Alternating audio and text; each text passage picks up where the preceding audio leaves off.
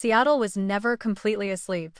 Even at 4:30 in the morning, the city breathed through distant ferry horns crossing Elliott Bay, the muted glow of office towers reflecting off rain-darkened streets, and the endless hum of traffic somewhere below the clouds. Inside the top-floor penthouse overlooking Lake Union, the silence felt heavier than the skyline itself. Gabriel Thorne hadn't slept.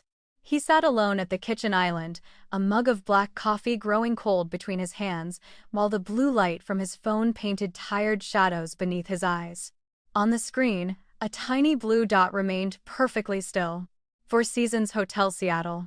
It had been there for 6 hours. 6 hours. He checked the time again. 4:37 a.m. No missed calls. No text message. No explanation. He closed the tracking app, then opened it again. The blue dot hadn't moved. His breathing remained steady. Months ago, he would have called. Weeks ago, he might have driven there. Tonight. He simply understood. An architect spent an entire career learning to recognize structural failure before everyone else could see it. Buildings never collapsed because of one crack. They collapsed because hundreds of invisible fractures had been ignored for years. His marriage suddenly made perfect sense. He remembered the first fracture. Sophie's phone had slowly become something she carried face down. Then came the late-night gallery meetings. Weekend artist retreats. Smiles that looked practiced.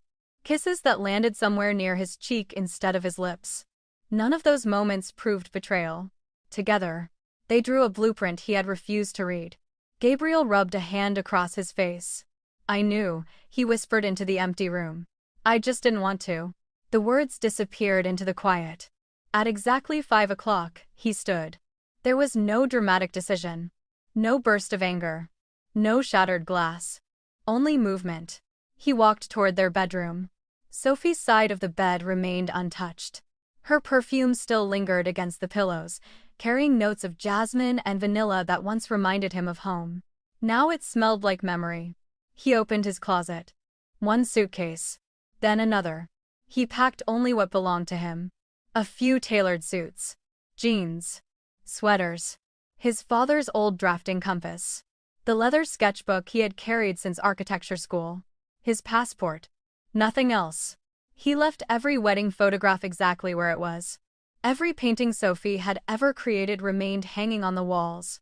He wasn't trying to erase their life. He was simply removing himself from it. By 5:42, the bedroom looked strangely balanced. One side occupied. One side empty. Like a photograph someone had cut in half. Gabriel walked back into his home office. A folder labeled Italy rested inside the bottom drawer. He stared at it for several long seconds. His resignation letter. The contract on a farmhouse outside Florence.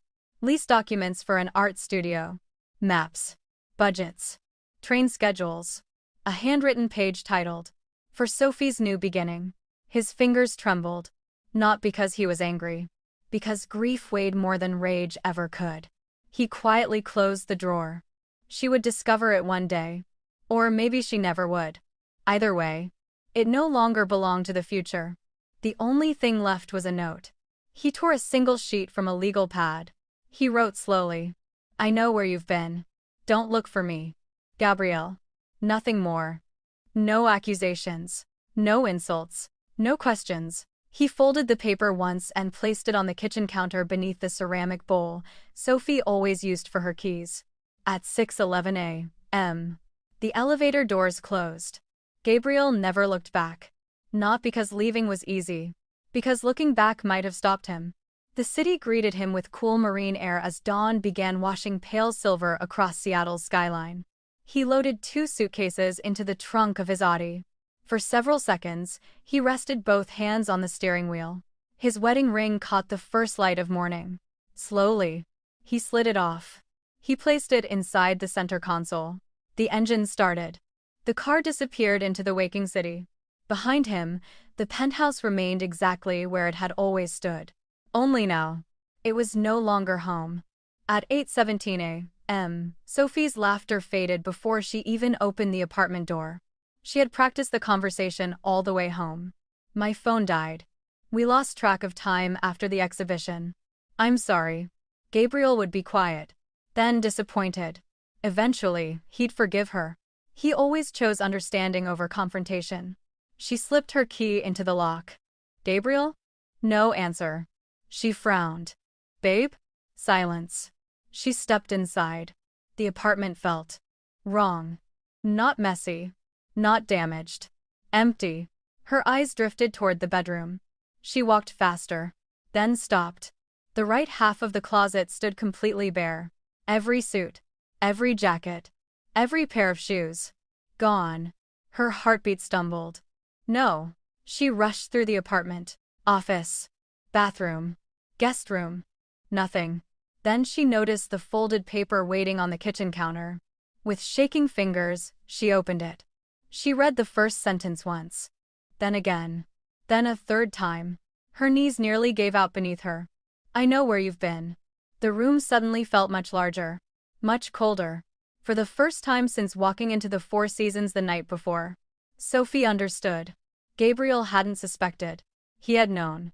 And by the time the sun rose over Seattle, the man who had loved her for 5 years had already walked away. The hotel overlooked the runways at Seattle-Tacoma International Airport. Every few minutes, another aircraft climbed into the pale gray sky, disappearing through layers of low Pacific Northwest clouds. Some carried families beginning vacations. Others carried business travelers chasing opportunities on the opposite coast. To Gabriel Thorne, each departure sounded like a reminder that leaving was sometimes the only honest direction left. He had chosen the hotel for one simple reason. No memories lived there. No wedding photographs. No paintings Sophie had insisted belonged above the fireplace. No coffee mugs with their initials etched into the porcelain. Just clean walls, anonymous furniture, and the quiet anonymity of strangers who never asked questions. His suitcases rested unopened beside the window. He had unpacked only his laptop, a few shirts, and the leather sketchbook his father had given him 20 years earlier. Everything else could wait. His old life already had. At precisely 8 o'clock, Gabriel sat at the small desk facing the window. His banking dashboard filled the screen. He read every number twice. Then a third time. There would be no emotional decisions today. No impulsive transfers. No punishment disguised as justice. He divided their finances exactly as Washington law and his own conscience required. Half remained untouched. Half moved into a new personal account his attorney had prepared weeks before. Nothing more. Nothing less. He paused before clicking the final confirmation. 5 years of shared paychecks. Mortgage payments. Investment portfolios. Vacation savings. Retirement funds. Each number represented conversations, sacrifices, birthdays, anniversaries, dreams. Today, they became columns inside a spreadsheet. The confirmation window appeared.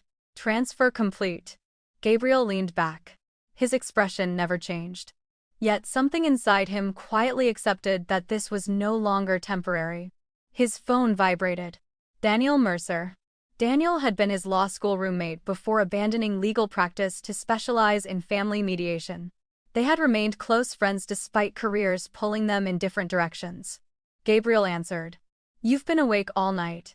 It wasn't a question. I have. Daniel waited. So. It happened. A long silence settled between them. You saw them? Gabriel looked toward another airplane lifting into the sky. I didn't need to. You sure? I'm an architect. Daniel frowned through the phone. What does that mean? It means I know when a building can't be saved. Another silence. Finally, Daniel sighed. I've prepared everything you requested. I know. You can still stop. Gabriel closed his eyes. I don't want revenge. I know. I don't want to destroy her. I know. I just can't keep pretending we're standing inside the same house. Daniel spoke carefully. Then I'll file the separation paperwork this afternoon. Gabriel nodded, although no one could see him. Thank you. The next task took less than 20 minutes. He canceled his secondary phone number. Requested a new primary line. Changed every password connected to banking, cloud storage, and business accounts. Shared calendars disappeared. Location sharing ended. Streaming subscriptions separated. Emergency contacts changed. The process felt disturbingly ordinary. The internet had reduced the end of a marriage to checkboxes and verification codes. Each confirmation email arrived with cheerful professionalism. Your information has been successfully updated. Nothing about the messages acknowledged that a life was being dismantled. Across the city, Sophie stared at her own phone in disbelief. Call failed. Again. She tried once more.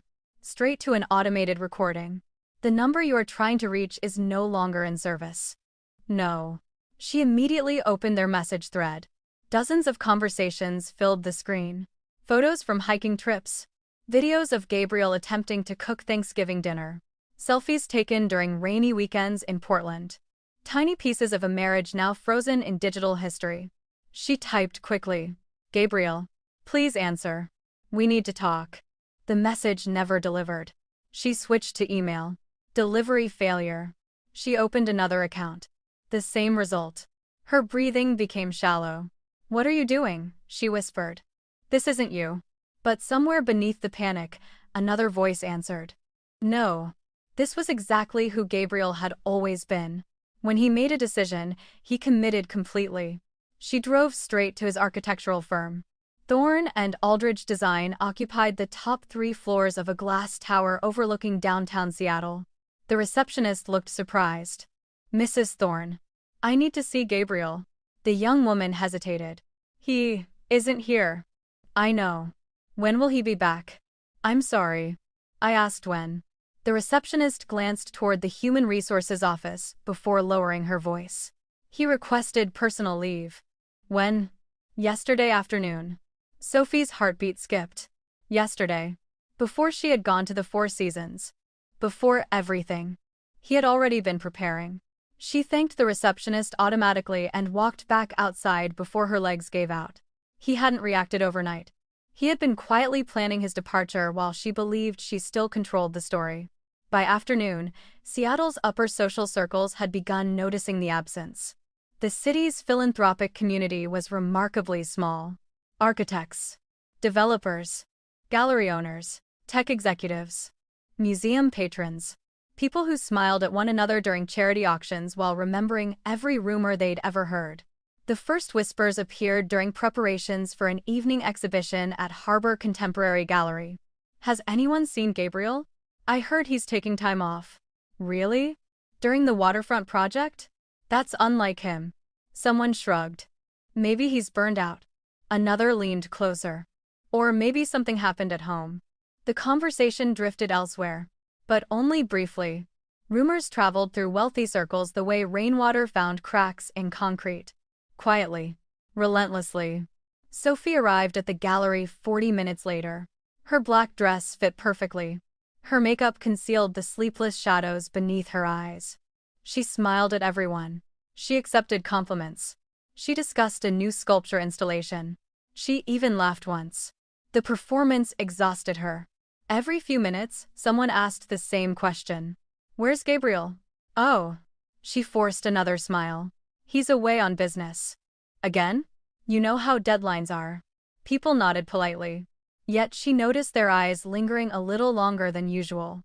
Seattle society appreciated discretion. But it adored speculation. Across the room, gallery director Claire Bennett watched Sophie carefully. Claire had known the couple for nearly 4 years. She remembered the way Gabriel always stood slightly behind Sophie during openings, allowing conversations to revolve around her artwork rather than his career. He had looked at his wife as though she were his greatest achievement. Tonight, Sophie stood alone. Claire approached gently. Everything okay? Sophie's practiced smile appeared instantly. Of course. You don't look okay. I'm just tired. Claire hesitated. If you need anything. I don't. The response came too quickly. Too sharply. Claire simply squeezed her arm. Call me. After she walked away, Sophie escaped into the nearest restroom. She locked the door. Looked into the mirror. The elegant woman staring back seemed almost convincing. Until the tears arrived. She covered her mouth to keep anyone outside from hearing. That evening, Gabriel finally opened the leather sketchbook. Instead of architectural drawings, he found something folded between the pages. A receipt. 5 years old. The tiny cafe where he and Sophie had shared breakfast the morning after their honeymoon. On the back, Sophie had written in blue ink, "Promise me something. Even if life gets difficult. Never stop choosing us." He stared at the handwriting for a long time, then carefully folded the receipt again. He did not throw it away. Some memories deserve to survive, even when the future they belonged to did not. His phone buzzed once. A text from Daniel. "The paperwork is ready. We can file whenever you say." Gabriel looked out the window. Another airplane disappeared into the darkness. He typed only 3 words.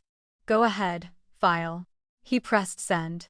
Outside, another aircraft lifted from the runway, its lights fading into the night.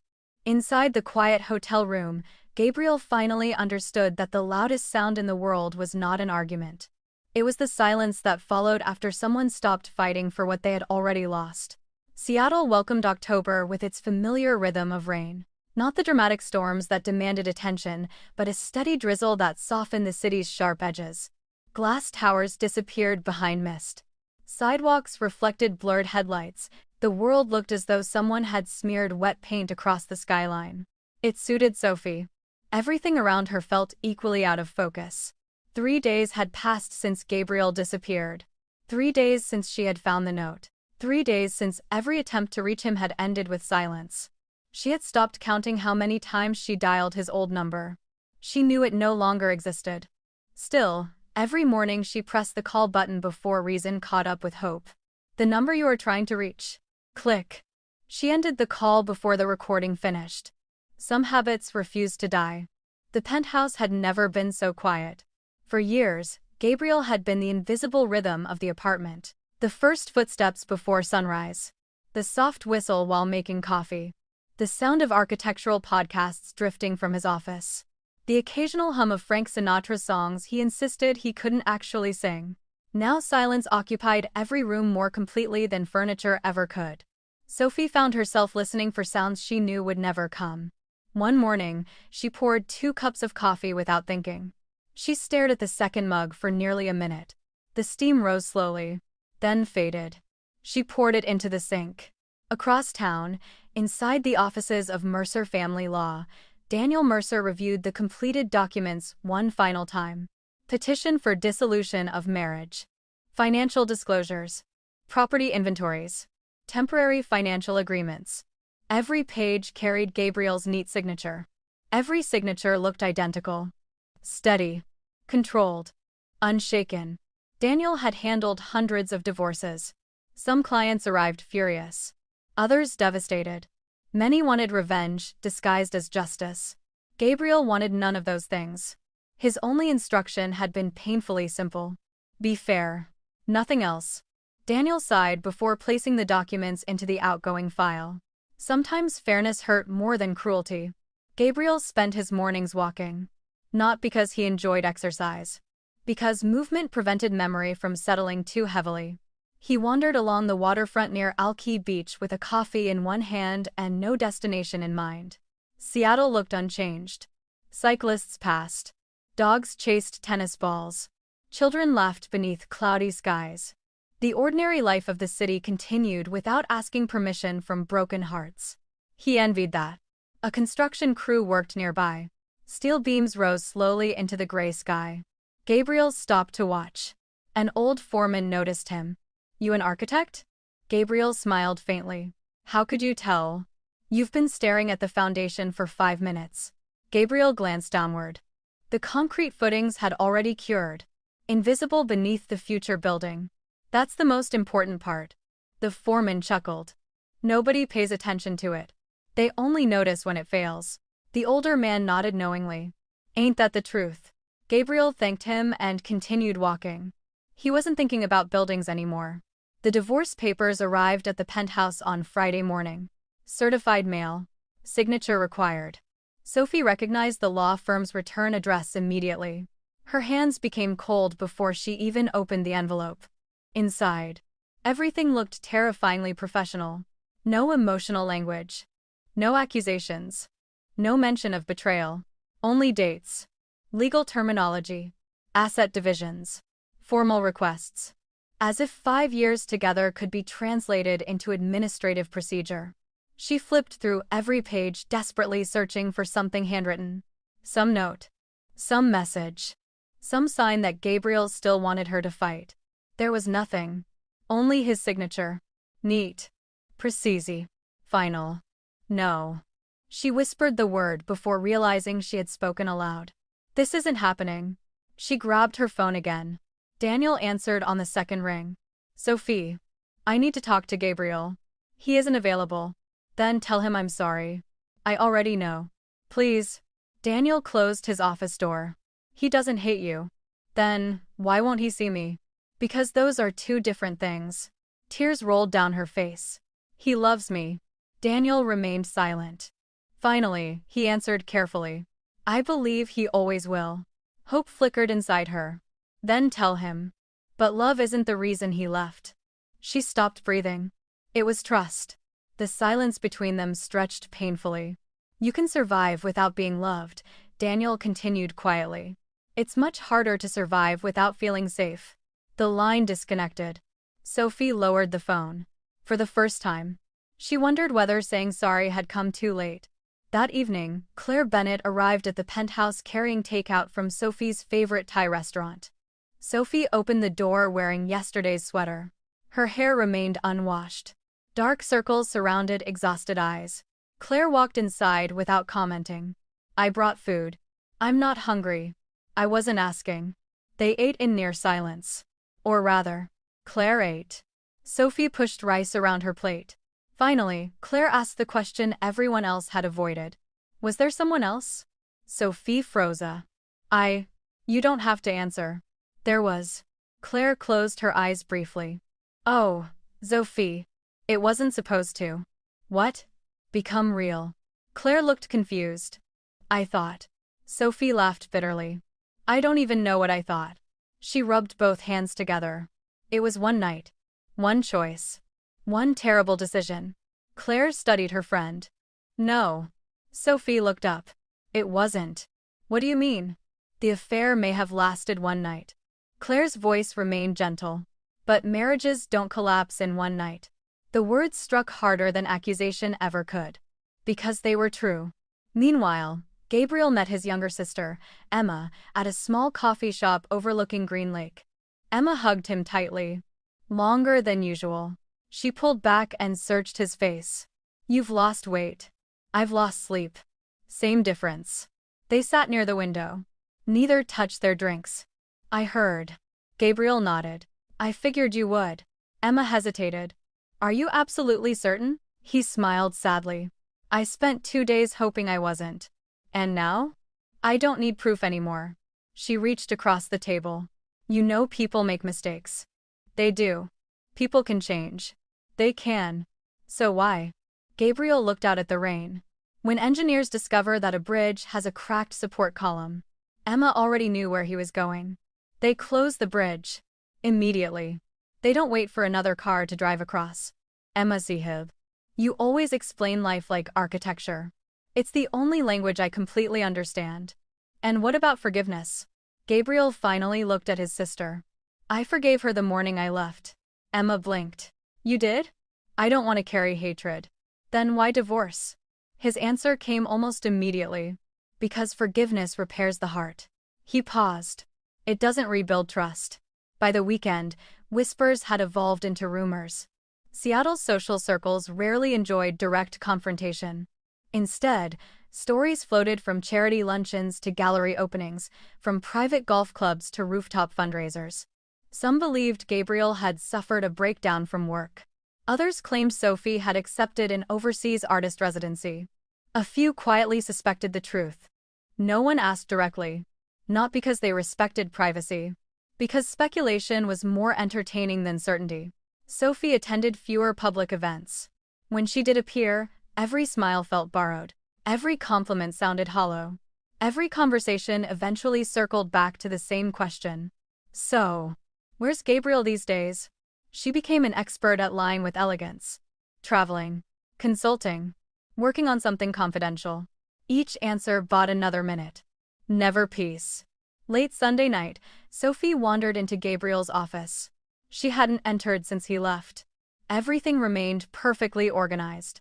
Pencils aligned. Blueprint tubes stacked by size. books arranged with impossible precision. His scent still lingered faintly in the room. She lowered herself into his chair. For years, she had complained that he worked too much. Now she would have given anything to hear the scratching of his pencil against drafting paper again. Her eyes wandered across the bookshelf. One photograph caught her attention. Their third anniversary. Gabriel wasn't looking at the camera.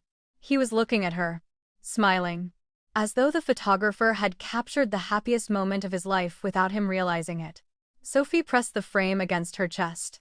A sob escaped before she could stop it.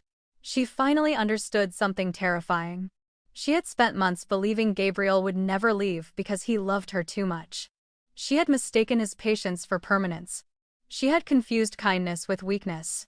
Now the apartment echoed with a truth she could no longer outrun.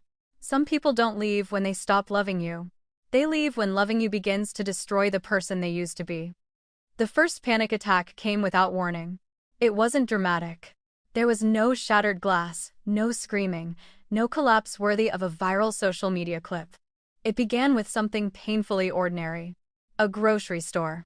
6 days after Gabriel left, Sophie stood in the produce section of an upscale Whole Foods in downtown Seattle, absently staring at rows of Honeycrisp apples. She couldn't remember why she'd come. Her shopping cart held only coffee beans, yogurt, and a loaf of sourdough bread. Gabriel's favorites. She hadn't realized what she was doing until she reached for his preferred brand of Ethiopian roast. Her hand froze. The realization landed like cold water. There was no one to brew coffee for anymore. No one leaving before sunrise with blueprints tucked beneath one arm. No one texting her, "Need anything on my way home?" She slowly put the bag back on the shelf. The woman beside her smiled politely. "Excuse me." Sophie stepped aside automatically. Then her breathing changed. One breath. Another. Too fast. The fluorescent lights suddenly seemed impossibly bright. Voices echoed strangely around her. Someone laughed 3 aisles away. A shopping cart rattled across polished tile. Her heartbeat thundered against her ribs. She couldn't get enough air. No matter how deeply she inhaled, her lungs insisted they were empty. "I'm dying." The thought arrived with terrifying certainty. A store employee noticed first. "Ma'am?" No response. "Ma'am, are you okay?" Sophie gripped the shopping cart so tightly her knuckles turned white. She couldn't finish the sentence. Everything blurred. Someone gently guided her toward a chair near customer service. Another employee called 911. Within minutes, paramedics arrived. "Can you tell me your name?" "Sophie." "Good. Look at me. You're safe." Safe. The word felt meaningless. Harborview Medical Center's emergency department was busy even by Seattle standards. Doctors hurried between trauma rooms. Monitors beeped endlessly. Families waited beneath harsh fluorescent lights, hoping for good news. Sophie sat on an examination bed, wrapped in a thin hospital blanket. A young emergency physician reviewed her chart. "Your heart is healthy." She looked confused. "I couldn't breathe." "I know. You thought you were having a heart attack." "I was." The doctor smiled gently. "You were having a panic attack." Sophie looked down at her hands. They were still trembling. "I've never had one before." The doctor nodded. "Has anything particularly stressful happened recently?" For a long moment, Sophie couldn't answer. Then she whispered the truth. "My husband left." The doctor didn't ask why. He'd worked in emergency medicine long enough to know heartbreak sometimes arrived disguised as physical illness. Nearly an hour later, Claire Bennett stepped into the room carrying Sophie's handbag. She wrapped her friend in a careful embrace. "Oh, Soph. I'm such a mess." "No." Claire brushed hair away from Sophie's face. "You're hurting." "That's different." Sophie laughed bitterly. "Is it?" Claire didn't answer. Instead, she reached into her pocket. "I wasn't sure if I should." "What?" "I texted Gabriel." Sophie's head lifted instantly. "You did?" Claire nodded. "I only told him you were in the hospital." "Did he answer?" She hesitated. "Yes." Sophie's heartbeat quickened. "What did he say?" Claire looked down at her phone. She read the message exactly as it appeared. "Thank you for letting me know. Is she physically okay?" "That's all?" Claire nodded slowly. "I told him the doctors said it was a panic attack." "And?" He read the message. Silence. He never replied. 35 minutes later, a dark gray Audi pulled quietly into the hospital parking garage. Gabriel turned off the engine. The sudden silence inside the car felt almost violent. He remained seated, hands resting on the steering wheel, eyes fixed on the illuminated emergency entrance. Patients entered. Visitors exited. Ambulances arrived. Life continued through automatic sliding doors. Somewhere inside that building, Sophie was crying. He knew the way her shoulders shook when she tried to hide tears. He knew she bit the inside of her cheek when she was frightened. He knew she hated hospitals because her father had died in one 15 years earlier. He knew everything. That had never been the problem. His phone still displayed Claire's message. She's asking for you. He closed his eyes. Every instinct inside him screamed to go. To run through those doors. To sit beside her bed. To hold her hand until she stopped trembling. That was what husbands did. That was what he had always done. Every disappointment. Every insecurity. Every sleepless night before one of her exhibitions. Every rejection letter. Every family argument. Every fear. He had always been there. Not because someone asked him to. Because loving Sophie had become as natural as breathing. A memory surfaced. 3 years earlier, Sophie had suffered another kind of breakdown after a prestigious New York gallery rejected her collection. She had locked herself inside the bathroom. "I've wasted my life," she'd sobbed. "I'm never going to be good enough." Gabriel had sat outside the door for nearly 4 hours. He never demanded she come out. He simply talked. About the first building he'd ever designed that was rejected. About failure. About persistence. About how artists and architects both created things the world sometimes ignored before finally understanding. Eventually, she unlocked the door. She collapsed into his arms. "I don't deserve you," she'd whispered. He kissed her forehead. "You don't have to deserve love. You only have to accept it." At the time, he believed those words. Now, sitting in the parking garage, another realization quietly replaced the memory. She had accepted his love. She had simply stopped protecting it. His fingers tightened around the steering wheel. "What am I doing?" The question echoed through the empty car. If he walked inside, she would cry. He would comfort her. She would apologize. He would tell her everything would somehow be okay. It had always happened that way. Different problems. Same ending. He rescued. She healed. Life continued. Until the next fracture appeared. Daniel's voice returned to him from their phone call days earlier. "You can still stop." He had misunderstood. Daniel hadn't been talking about the divorce. He'd been talking about the pattern. Gabriel looked toward the emergency entrance again. A young husband hurried inside carrying flowers. An elderly couple exited arm in arm. A nurse laughed with a security guard. The world remained heartbreakingly ordinary. His eyes drifted toward the passenger seat. Sophie's favorite navy blue umbrella still rested there. She had forgotten it weeks earlier after dinner downtown. He had never returned it. Without thinking, he picked it up. His thumb brushed across the worn wooden handle. 1,000 rainy afternoons together lived inside that simple object. He closed his eyes again. "I still love you." The confession barely escaped as a whisper. No one heard it. Not even him. Inside the hospital, Sophie stared toward the hallway every time footsteps approached. Each time, someone else appeared. A nurse. Another patient. A janitor. Not Gabriel. Not once. Hours passed. Hope became embarrassment. Embarrassment became grief. Finally, she stopped looking. Outside, Gabriel started the engine. His hands refused to shift into gear. Not yet. He rested his forehead against the steering wheel. Tears came quietly. No anger. No bitterness. Just mourning. For the marriage. For the future. For the man he had been before one night rewrote everything. After several minutes, he wiped his face. He looked one last time toward the glowing entrance. "I'm not abandoning you," he whispered. "I'm finally stopping myself from disappearing." The words sounded strange. But they were true. For years, every time Sophie had fallen apart, Gabriel had erased himself to put her back together. Piece by piece. Compromise by compromise. Until he barely recognized the man making all the sacrifices. Walking into that hospital would feel like love. Driving away would feel like cruelty. Yet somewhere deep inside, he understood something painful. Sometimes the kindest thing a person could do was refuse to interrupt the lesson life had finally begun to teach.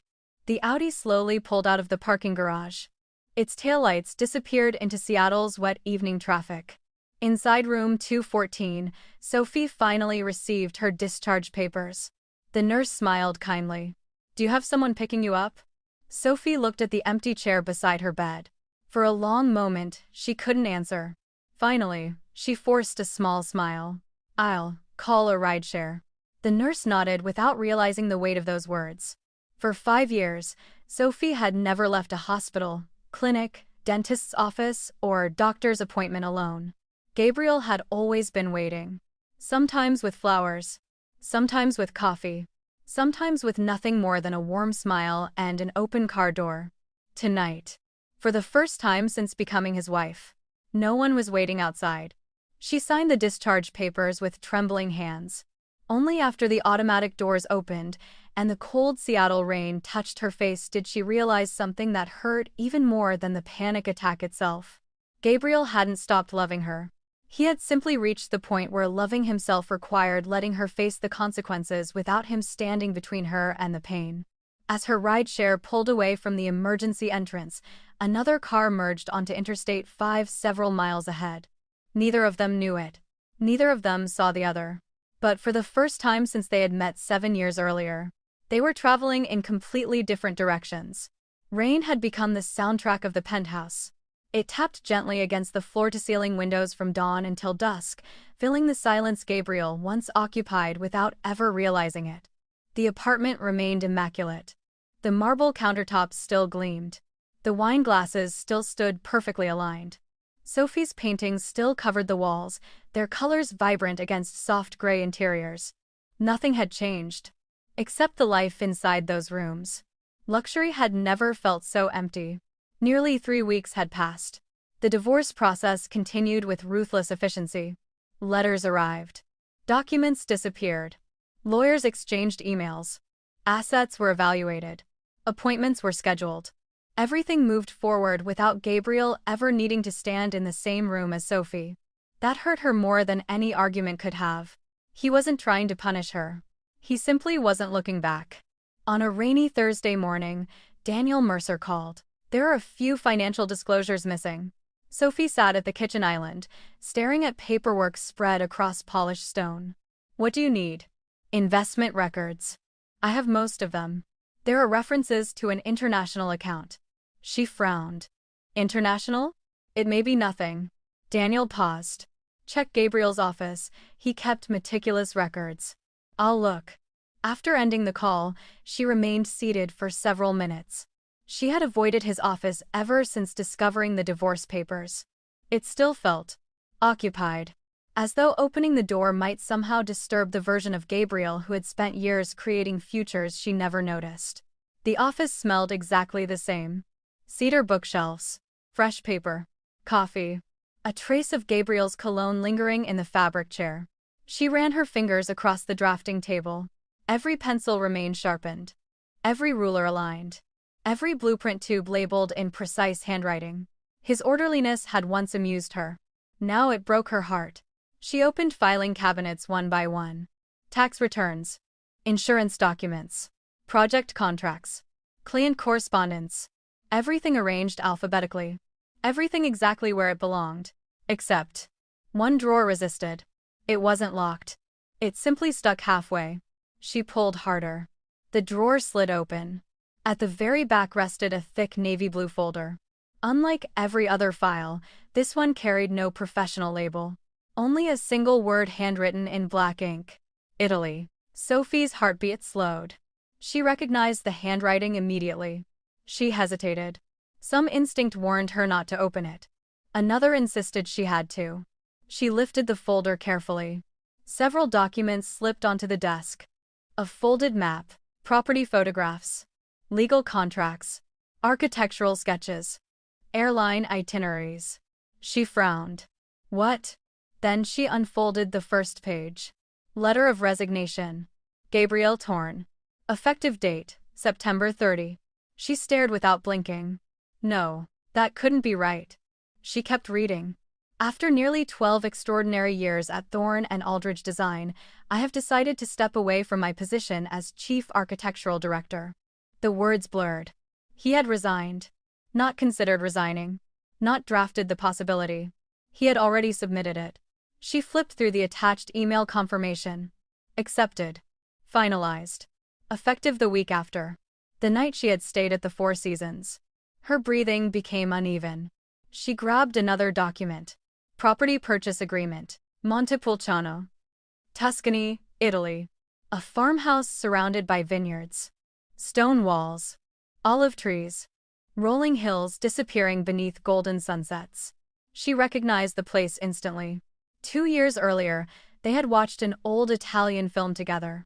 She had laughed softly and said, "If I could live anywhere in the world, I'd want a little farmhouse in Tuscany where I could paint every day." She hadn't remembered saying it. Gabriel had.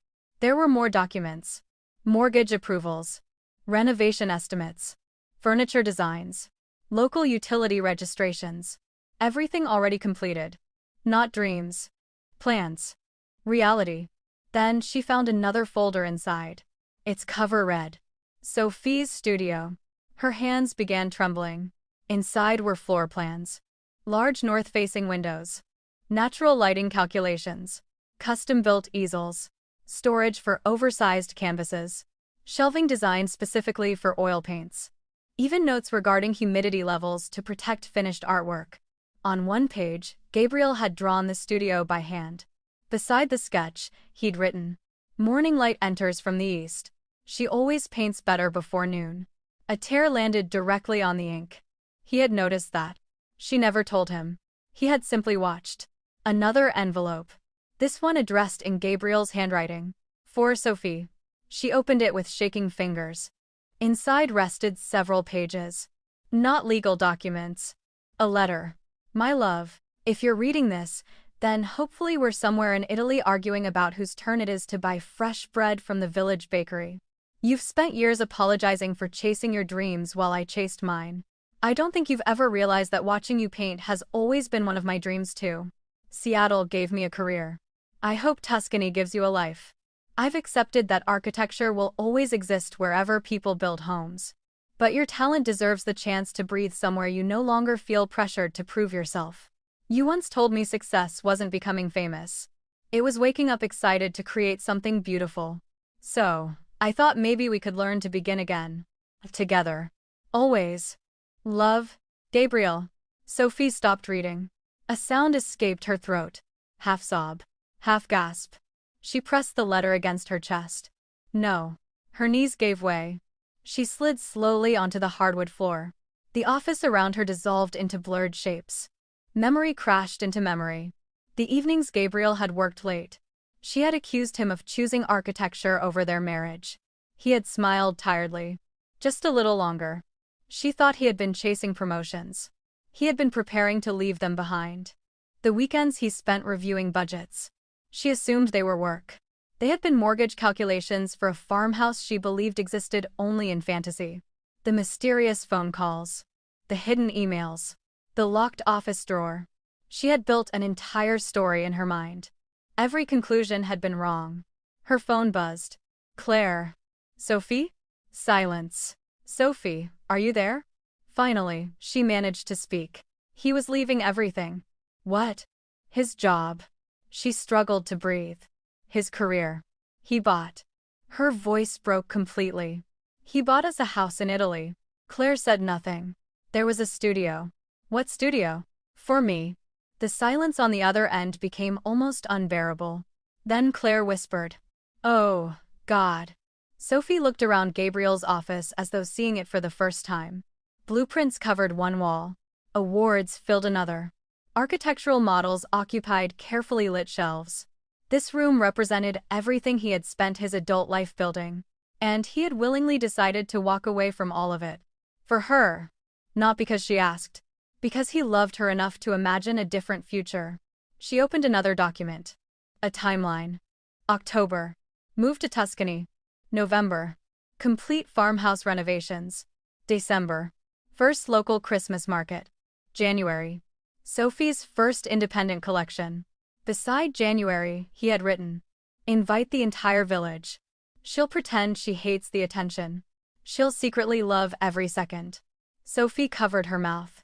Even his plans understood her better than she understood herself. Late that afternoon, Gabriel stood alone on Alki Beach, watching waves crash against dark rocks. His phone vibrated. A message from Daniel. "She found the Italy file today." Gabriel stared at the screen. Nothing else. No explanation was needed. He closed his eyes. For a long time, he said nothing. Then, almost unconsciously, he reached into his coat pocket. Inside was a tiny brass key. The key to the farmhouse in Tuscany. He had carried it every day since completing the purchase. It had once represented hope.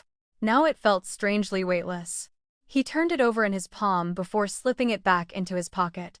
Some dreams didn't die all at once. They faded quietly. Blueprint by blueprint. Promise by promise. Until one day, you realized the home you had spent years designing had never actually been built. That evening, Sophie remained on the floor of Gabriel's office. The letters still rested in her hands. Outside, Seattle glittered beneath rain-soaked streets and city lights. Inside, she finally understood the cruelest truth of all. She had spent months believing Gabriel was growing distant because he loved her less. In reality, he had been carrying the weight of an entirely new life on his shoulders. Working longer hours. Making impossible sacrifices. Quietly dismantling the career that had defined him. Not to escape his marriage, but to save it. And she had chosen the one night. The one single night. When his greatest act of love was already waiting inside a folder labeled Italy. By betraying him then, she hadn't destroyed a vacation. Or a house. Or even a marriage. She had destroyed the future he had already built with his whole heart. By the beginning of November, Seattle's rain no longer felt temporary. The city settled into long stretches of gray mornings and early sunsets, where daylight seemed to disappear before people had finished their first cup of coffee. For Sophie, the season matched the landscape inside her mind. 3 months ago, she had measured time by gallery openings, dinner reservations, and charity events. Now she measured it by legal notices, therapy appointments, and the growing distance between herself and the man whose absence had become more tangible than his presence had ever been. She still woke every morning expecting to hear Gabriel's alarm at 5:15. Every morning, silence answered instead. The letter from the Italy folder never left her bedside table. She had read it so many times that the folds had begun to soften. Some nights she traced his handwriting with her fingertips. Not because she believed it would change anything. Because it reminded her that someone had once loved her with astonishing patience. The painful part was no longer that Gabriel had left. The painful part was realizing he had left only after exhausting every quiet effort to stay. Claire stopped visiting every day. Not because she cared less. Because she understood grief, eventually demanded solitude. Instead, she made one suggestion over lunch. "You need to talk to someone." "I am." Claire smiled sadly. "No." She stirred her soup. "You're talking to yourself. You need someone who won't let you lie." Sophie looked away. "I already know I ruined everything." "That's guilt," Claire answered gently. "I'm talking about understanding why." 2 weeks later, Sophie found herself sitting inside the office of Dr. Evelyn Brooks, a psychologist whose practice overlooked Volunteer Park. The room felt deliberately ordinary. Bookshelves. Soft lighting. 2 comfortable chairs. No white coats. No intimidating desk separating doctor and patient. Only conversation. Dr. Brooks smiled warmly. "What brings you here?" Sophie almost laughed. Where could she possibly begin? "My husband left." "I know from your intake form." The therapist leaned forward slightly. "What do you think brought you here?" Silence stretched between them. Finally, Sophie whispered, "I think I destroyed the best thing that ever happened to me." The first few sessions frustrated her. Dr. Brooks rarely gave advice. Instead, she asked questions. Questions Sophie didn't want to answer. "What were you feeling before the affair?" "Lonely." "What kind of lonely?" "I don't know." "What were you hoping would happen afterward?" "I wasn't hoping. Everyone hopes for something." Sophie hid. "I thought." She stopped. No. What? I never actually thought about afterward. Dr. Brooks nodded. That's important. Week after week, the conversations became less about Gabriel and more about Sophie, her childhood, her fears, her habits, the stories she had quietly believed about herself. One rainy afternoon, Dr. Brooks asked, "When someone truly loves you, what does that make you feel?" Sophie answered without thinking, "Terrified." The therapist remained silent. Why terrified? She stared at the carpet. Because eventually they'll realize they shouldn't. The room became impossibly still. Dr. Brooks waited. She had learned long ago that silence often uncovered truths words tried to bury. My father left when I was 12. Sophie's voice barely rose above a whisper. He promised he'd come back. He didn't. My mother spent years telling me people always leave. She swallowed hard. If someone stays, I keep waiting for the moment they discover I'm not worth staying for. The realization hit her before the therapist responded. She wasn't describing Gabriel. She was describing herself. Another memory surfaced. Years earlier, the night before their wedding, Gabriel had found her crying alone in the hotel garden. "What if this is a mistake?" she'd asked. He smiled. "Marrying you?" "No." She laughed nervously. "Marrying someone who deserves better." He kissed her forehead. "There isn't anyone better." At the time, she thought he was simply being romantic.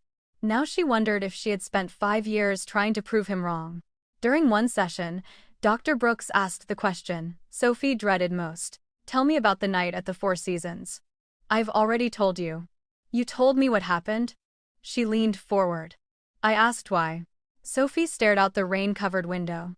"It wasn't love." "I know. It wasn't even." She closed her eyes. "I didn't care about him." "The other man?" She nodded. "Then why?" Minutes passed. Finally, "I wanted Gabriel to find out." The confession shocked even her. Dr. Brooks didn't interrupt. "I thought." Tears rolled freely now. "I thought if everything exploded, we'd finally stop pretending." "You wanted a crisis?" Sophie nodded. "I thought we'd scream. Fight. Maybe go to counseling. Maybe." She covered her face. "I thought losing him would scare both of us enough to change." Instead, she had created an ending, not a beginning. Dr. Brooks spoke quietly. "People who believe they don't deserve happiness often create situations that confirm what they already fear." Sophie looked up. "You think I wanted this?" "No. I think part of you believed it was inevitable." The words echoed through the room. Inevitable. As though somewhere deep inside, she had never believed their marriage could survive simply because it was healthy. She had needed drama. Conflict. Proof. Instead, Gabriel had offered consistency. Patience. Safety. She hadn't known how to trust something that peaceful. Across the city, Gabriel's life was changing too. Not dramatically. Quietly. The hotel had become an apartment overlooking Puget Sound. He bought ordinary dishes. A second-hand bookshelf. A coffee maker. Plants he kept forgetting to water. Life rebuilt itself through routines rather than revelations. He returned to sketching. Not for clients. For himself. Bridges. Cabins. Small seaside homes. Places no one had commissioned. Places that existed only because creating them reminded him who he had been before every design carried deadlines. Emma visited one Sunday afternoon carrying groceries. "You still eating frozen dinners?" "I've upgraded." She opened his refrigerator. "You bought vegetables." "I'm growing." She laughed. "There he is." "Who?" "My brother." Gabriel smiled for the first time in weeks. A genuine smile. Not because he was happy. Because he remembered happiness was still possible. That evening, Emma found him sitting on the balcony watching ferries cross Elliott Bay. "Do you miss her?" The question lingered between them. Gabriel answered honestly. "Every day." Emma nodded. "Then, why does it sound different now?" He considered the question. "I don't miss who she became." He looked toward the water. "I miss who we were." There was a difference. A painful one. But an important one. He reached for the leather sketchbook beside his chair. Instead of architectural drawings, he began writing. Not letters. Not journal entries. Simply memories. The first apartment they rented after college. The road trip through Oregon where they got hopelessly lost. The night Sophie sold her first painting. The terrible lasagna they both pretended tasted wonderful. He wrote them all down. Emma looked surprised. I thought you'd want to forget. Gabriel smiled faintly. No. Why? Because those moments were real. He closed the notebook gently. They don't become lies just because the ending changed. Meanwhile, Sophie's therapy continued. Near the end of one session, Dr. Brooks asked, "If Gabriel walked through that door today, what would you say?" Sophie didn't answer immediately. Months earlier she would have begged, promised, explained, defended herself. Now, she shook her head slowly. I wouldn't ask him to come back. The therapist raised an eyebrow. No? Tears filled Sophie's eyes. I'd thank him. For what? For loving me as long as he did. She smiled sadly. And I'd apologize. Without expecting forgiveness to change the outcome. Dr. Brooks nodded. That's the first time you've separated forgiveness from consequence. That night, Gabriel and Sophie stood beneath the same moon for the first time in weeks. Miles apart. Completely unaware of each other. Gabriel stood on his apartment balcony overlooking the bay. Sophie stood beside the penthouse windows facing downtown Seattle. Both held cups of coffee. Both watched lights shimmer across dark water. Both remembered the same evening years earlier when they had stood together on that very balcony, dreaming aloud about growing old somewhere quieter. Neither spoke. Neither reached for a phone. Some distances could no longer be measured in miles. Only in choices. And yet, something had changed. The memories no longer felt like knives. They felt like photographs. Still precious. Still heartbreaking. But finally belonging to the past instead of demanding a future. Gabriel understood he could carry those memories without letting them anchor him. Sophie finally understood that love could be genuine. And still not be enough to undo the consequences of betrayal. For the first time since the note on the kitchen counter, both of them had stopped asking the same impossible question. What if? Instead, they had begun asking different ones. Gabriel wondered where life might lead him next. Sophie wondered who she might have become if she had believed she was worthy of the life Gabriel had built for them. Neither question had an answer. Not yet. But for the first time, they were no longer running from the truth. They were learning how to live beside it. 3 months changed almost everything. Not the facts. Not the divorce. Not the betrayal. But the people carrying them. Winter had settled over Seattle with its familiar restraint. The trees lining downtown streets stood bare, the mountains beyond the city wore fresh snow, and the mornings arrived wrapped in blue-gray fog. Life had continued, indifferent to broken hearts. Construction cranes still stretched above the skyline. Coffee shops still filled before sunrise. Ferries still crossed Elliott Bay with mechanical certainty.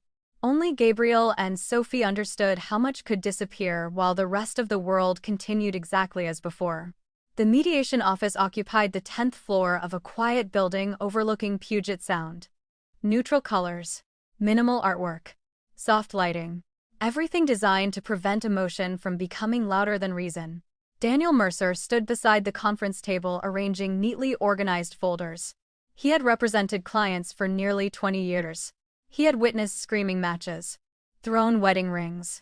Arguments over furniture worth less than the legal fees spent fighting for it.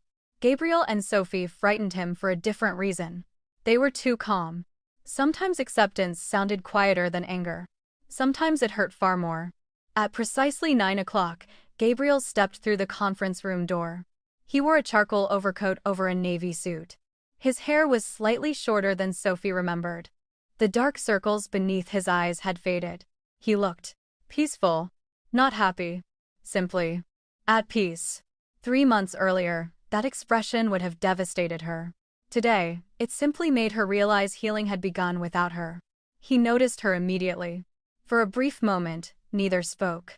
Then Gabriel offered the same gentle smile he might have given a stranger. "Good morning, Sophie." Her throat tightened. "Good morning." No hug. No hesitation. No visible resentment. Only two people greeting one another after sharing an entire lifetime compressed into 5 years. The mediation lasted nearly 2 hours. Property divisions. Investment accounts. Insurance policies. Tax responsibilities. Retirement funds. The penthouse. Gabriel requested exactly what he had requested from the beginning. Nothing beyond what legally belonged to him. At one point, Sophie's attorney frowned. Mr. Thorne, according to the valuation, you're entitled to a larger percentage if. Gabriel interrupted politely. I'm not interested. Are you certain? Yes. The attorney glanced at Daniel. You understand you're giving up several $100,000. Gabriel folded his hands. I'm ending a marriage. He looked toward the window. Not negotiating a victory. The room fell silent. Even Sophie lowered her eyes. Shortly before noon, every document had been reviewed. Every signature, except the final one, waited in place. Daniel stood. We'll give you both a few minutes. Sophie's attorney quietly followed him outside. The conference room door closed. For the first time in months, Gabriel and Sophie were alone. Neither hurried to speak. Rain traced slow paths down the windows overlooking Seattle Harbor. A ferry horn echoed somewhere in the distance. Gabriel rested both hands on the conference table. Sophie watched them. Those hands had once built scale models of dream homes on their dining room table. Those same hands had held hers during her first gallery exhibition. Those hands had quietly packed 2 suitcases before sunrise without breaking a single plate. Funny. She had never appreciated how gentle they always were. I found the Italy folder. Her voice barely disturbed the silence. Gabriel nodded once. I figured you would. I read your letter. Another nod. I wasn't supposed to. No. You were going to give it to me there. Yes. Silence returned. Finally, she whispered. I'm sorry. Gabriel looked at her. Not with suspicion. Not with bitterness. Simply with compassion. I know. She laughed softly through tears. You always know. I've had time. Sophie lowered her eyes. So have I. For several moments, she searched for words capable of carrying months of regret. None seemed large enough. I need you to understand something. Gabriel remained quiet. The affair. She inhaled slowly. It wasn't about him. I know. It wasn't because I stopped loving you. I know. She looked surprised. You do? I figured that out a long time ago. His answer unsettled her more than anger would have. So why? Gabriel asked gently. Tell me. Not because he needed the answer. Because she did. Sophie folded trembling hands together. I've asked myself that question every day. She stared at the rain beyond the glass. I thought I was lonely. I thought you worked too much. I thought we'd become roommates. She shook her head. Those were excuses. She closed her eyes. The truth is uglier. Gabriel waited. I've spent my whole life believing people eventually discover I'm not worth loving. Her voice cracked. My father. My mother's bitterness. Every abandoned promise had become another brick in the wall she'd built around herself. Then you came along. She smiled sadly. You loved me too easily. Gabriel frowned slightly. There was nothing easy about loving you. I know that now. She continued.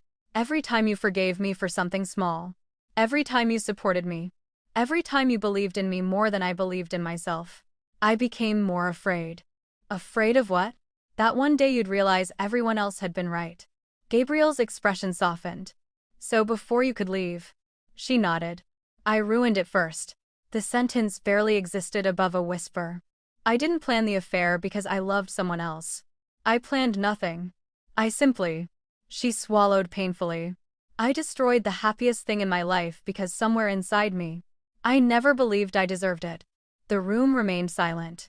Outside, rain continued falling over Seattle. Inside, years of hidden fear finally had a voice. Gabriel looked at the woman across from him. For months he had imagined this conversation.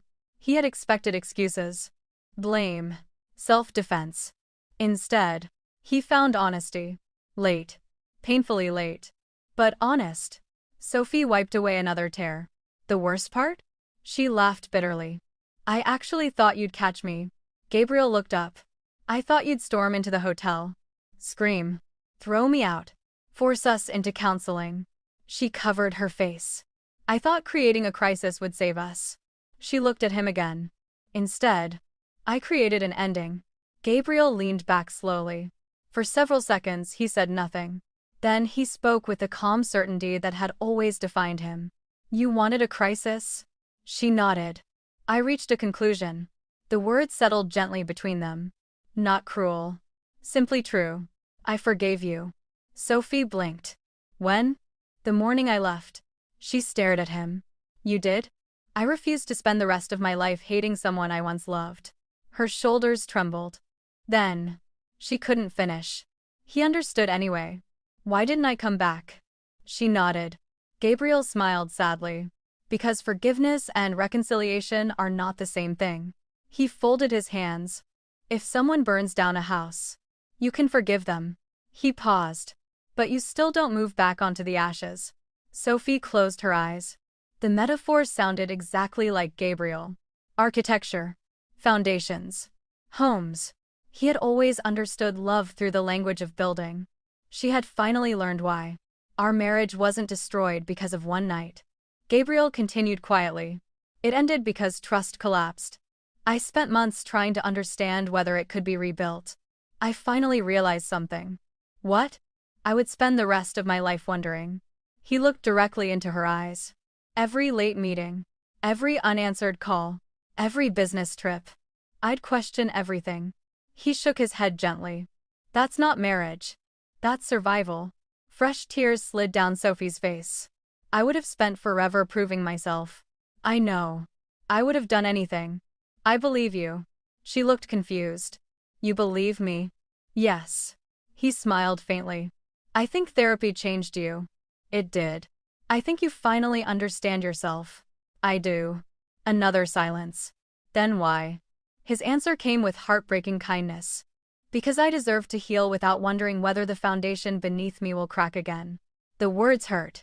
Not because they were harsh. Because they were fair. Sophie realized something extraordinary. Gabriel wasn't choosing punishment. He was choosing peace. There was a difference. She reached into her purse. Carefully, she removed the brass farmhouse key. Daniel had mailed it after she returned everything belonging to Gabriel. I found this. She placed it on the table. I couldn't keep it. Gabriel looked at the small key. For a moment, neither touched it.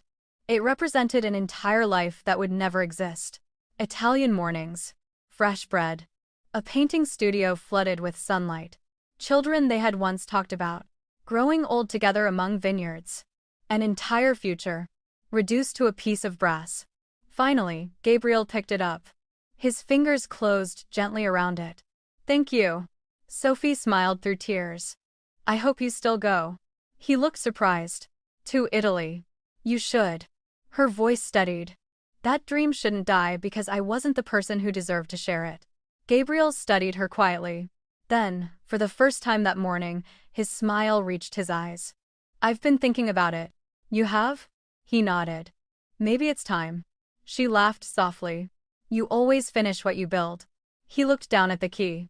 Not always. She shook her head. No. You built me. Gabriel looked up. What do you mean? You taught me what love actually looks like. She smiled sadly. I was just too broken to recognize it while I still had it. A gentle knock interrupted them. Daniel opened the door slightly. Are you both ready? Gabriel looked toward Sophie. She nodded. Yes. They returned to the conference table. One by one, they signed the remaining pages. Each signature took only seconds. Each represented months of heartbreak. When the final document was complete, Daniel quietly gathered the folders. The marriage of Gabriel and Sophie Thorne had officially come to an end. No shouting. No accusations. No courtroom spectacle. Just 2 signatures. And the acceptance that some endings arrive not with violence, but with truth. As Gabriel stood to leave, Sophie spoke one last time. I'll always be sorry. He looked back at her. I know. Then, after a brief pause, he added words she would carry for the rest of her life. And I'll always be grateful that what we had was real. He gave her one final, gentle smile. Not as a husband. Not even as someone hoping for another chance. But as a man honoring the beautiful years that existed before everything fell apart. Then he turned, opened the conference room door, and walked toward whatever future waited beyond it. Sophie remained seated, watching until he disappeared from view. For the first time, she didn't call his name. Some acts of love were knowing when to let the person you hurt keep walking. By the time the divorce decree became official, Seattle had surrendered completely to winter. Snow dusted the Olympic Mountains beyond Puget Sound, while cold rain washed over the city's streets with quiet persistence. Christmas lights hung from cafes along Pike Place Market, office buildings glowed warmly against the gray afternoons, and families hurried through downtown carrying wrapped presents beneath colorful umbrellas. The world had entered another season. Gabriel and Sophie had entered another life. The email arrived at exactly 9:14 on a Tuesday morning. Final judgment entered. One sentence. One attachment. One legal confirmation that 5 years of marriage had become part of public record. Gabriel opened the document. He read every page carefully. Not because he expected surprises. Because some endings deserved witnesses. When he reached the final signature, he quietly closed his laptop. No celebration. No relief loud enough to be heard. Only a slow exhale. The kind that came after carrying something unbearably heavy for far too long. He walked outside. The morning air was cold enough to sting his lungs. Seattle moved around him with familiar indifference. Construction workers laughed over coffee. A cyclist hurried through changing traffic lights. A street musician played an old jazz standard beneath the awning of a bookstore.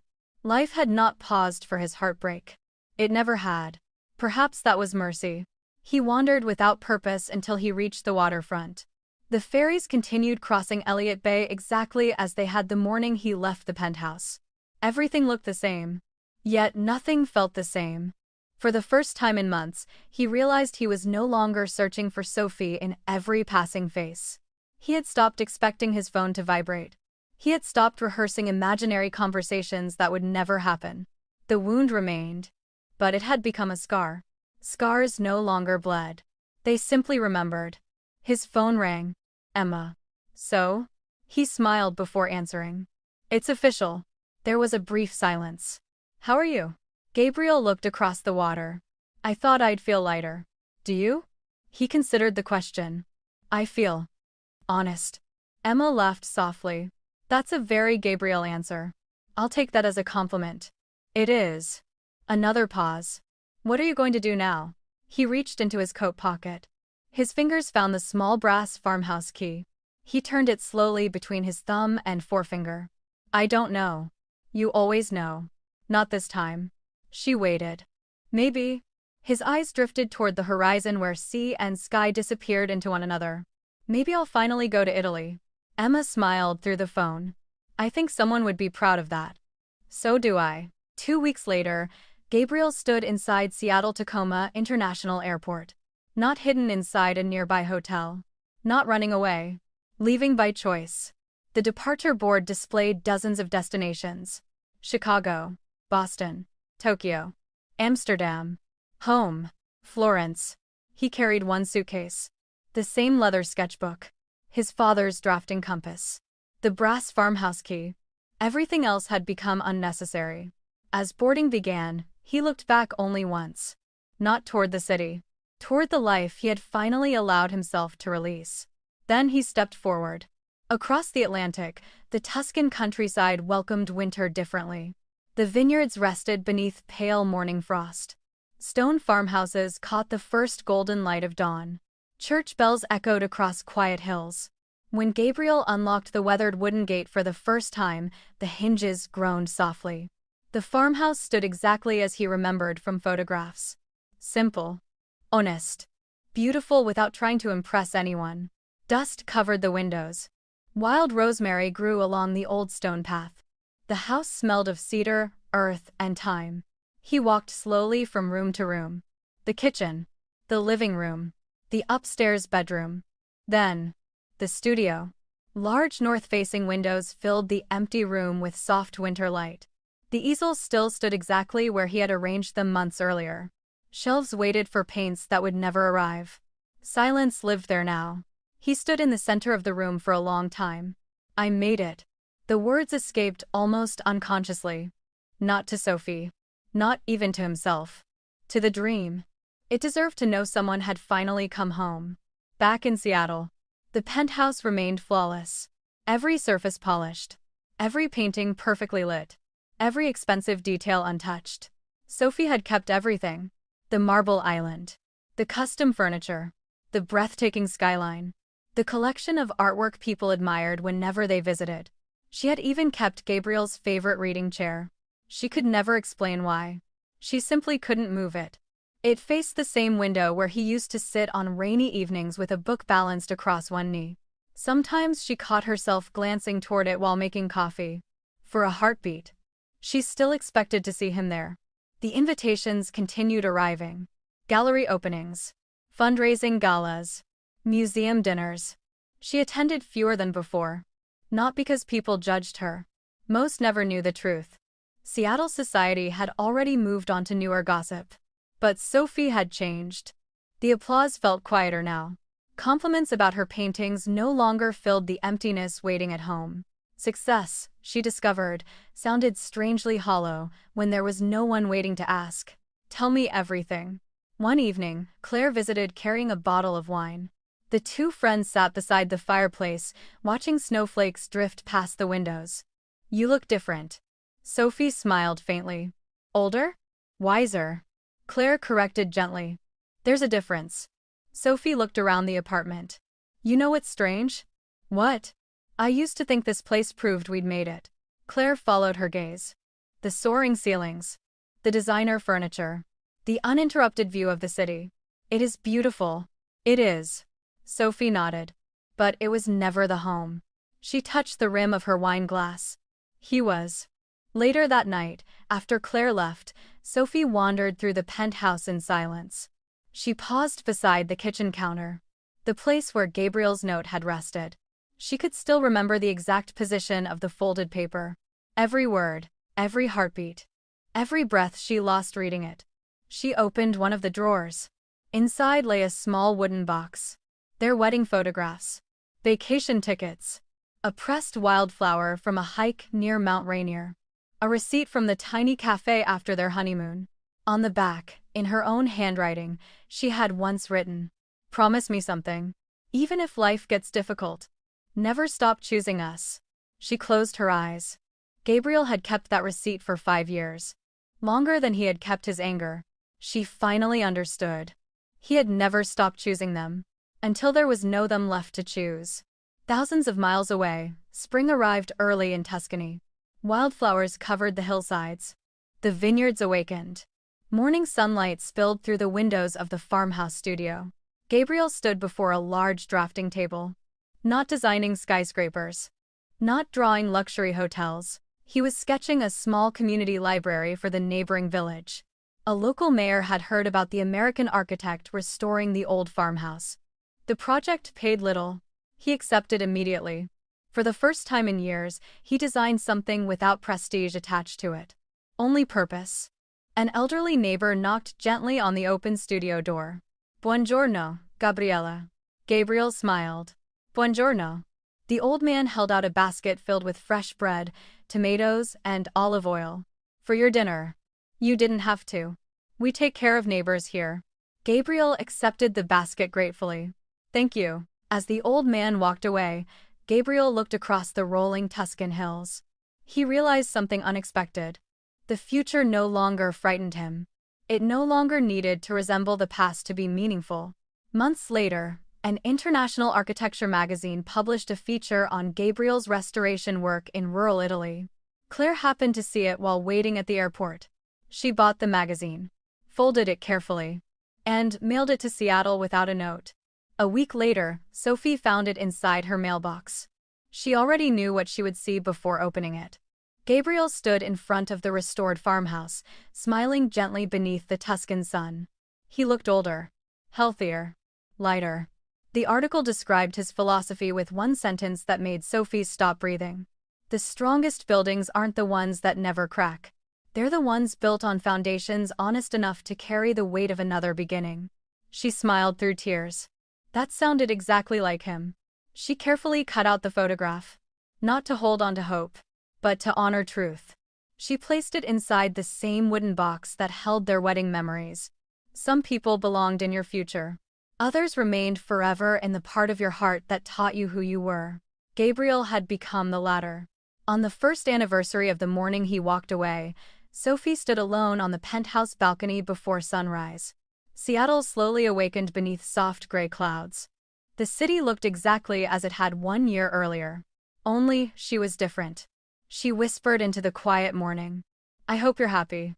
The wind carried the words away. She did not expect an answer. She didn't need one. Love, she had finally learned, was not measured by who stayed forever. Sometimes love revealed its truest form in the courage to let someone go after you had become the reason they needed to leave. Far away in Tuscany, another sunrise spread golden light across vineyards and ancient stone walls.